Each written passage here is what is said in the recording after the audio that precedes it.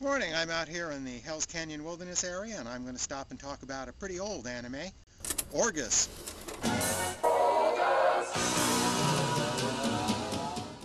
Orgus is a 1983 release from TMS. It came out a year after Macross became a big hit, and you may recognize some of the mecha designs. The story takes place in the future, on Earth, where as part of Earth's development, one nation has constructed a giant space elevator that rises up into space in a geosynchronous orbit. Other nations are jealous of the control of that space elevator's access into space, and so a team is dispatched to blow it up with something called the dimensional warp bomb. The pilots who'll end up delivering this are two hotshot pilot friends, Kay and Olsen. Well, the government has its reasons for sending us up. If the government thinks the elevator is a problem, then we could just blow it up.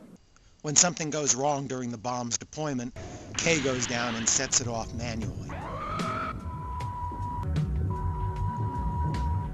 It's starting up. Kay, let's get the hell out! What the?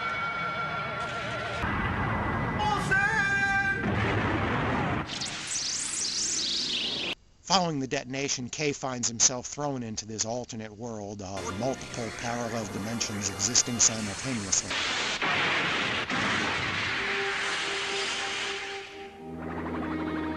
He quickly runs into a group of Airmon traders. My, doesn't this belong to the cheetah? We have to save the man trapped in the machine. They're traveling from country to country, trading goods from a giant flying factory, warehouse, and home called the Glomer. And they look mostly human, except for those little tentacle things. What's wrong, huh? What's the matter with you? The Airmon commander, Shia, takes him in because he's a decent pilot and they figure he can be useful, and also because he's unique in the world. Because he was so close to the original dimensional rift, K is something the subtitles keep calling an idiosyncratic point. The dub uses a slightly different term. Jobby, is it true that this man is really a differentiated idioblast? Yes, I've already confirmed it. Well, that certainly cleared that up. As the idiosyncratic point, apparently K is some sort of key to putting the world back into some sort of stable condition, if not re-separating the dimensions altogether. As a result, everybody wants him. K is an unlikely hero for the series. He's a philanderer and a womanizer, and he's not terribly likable. Immediately, he's going to set his womanizing sights on Mimsy, one of the Airmon.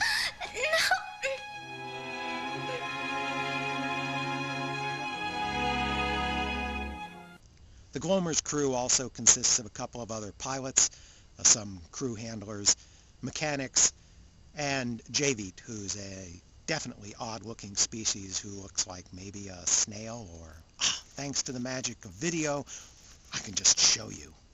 The Airmon reconstruct K's old aircraft, the Bronco, into a new one, which they decide to name Orgus, on the suggestion of Jii-san.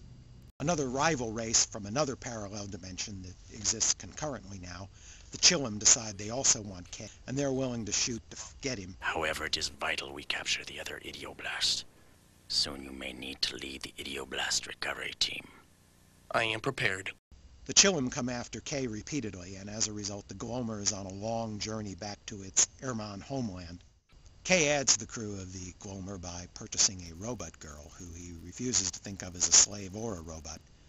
And she's going to end up constructing a Mu robot for them, who is supposed to be a combat robot, except he seems to be a pacifist. The story runs along for an awful lot of episodes, with the Glomer going from place to place, trying to trade, get supplies, and avoid the Chillum, while crossing Europe and trying to get back to the Airmon homeland. As the Airmon stop and trade along the way, there's an excuse to tell little side stories investigating alternate cultures on the multi-dimensional Earth. But for a collection of parallel worlds, they're remarkably homogeneous and uninteresting. And of course, they can't avoid the Chillum as they try to recapture K, so we get several aerial fights with lots of stock footage. When they finally get there, there's going to be a big long discussion of exactly what you do with K, the idiosyncratic point. And eventually K is going to bump into his other old friend from his ill-fated mission to the space elevator, Olsen. The main plot could move along faster. It seems a little drawn out in that regard. The animation, of course, looks pretty dated by modern standards and wasn't really all that great shakes even back then. But it does tell a coherent, if improbable, sci-fi story from start to finish. It has some interesting characters, and throws in a few plot twists along the way. As one of the older anime series from the 80s, Orgus didn't hold up as well as Macros did, and I can't really recommend it to today's fans unless they're interested in a nostalgia trip. When U.S. renditions released the title back in '93, they only got as far as episode 17, but they did provide an English dub. So unlike the other Imagination titles, the first 17 episodes of their Orgus release includes the original U.S. rendition's dub. At less than $10 a disc, it's certainly cheaper than the older 2-episode per VHS tape that U.S. renditions put out in 1993. Since this was one of the earliest attempts of a U.S. anime company to do an anime, I was grateful for the subtitles. Thanks for listening.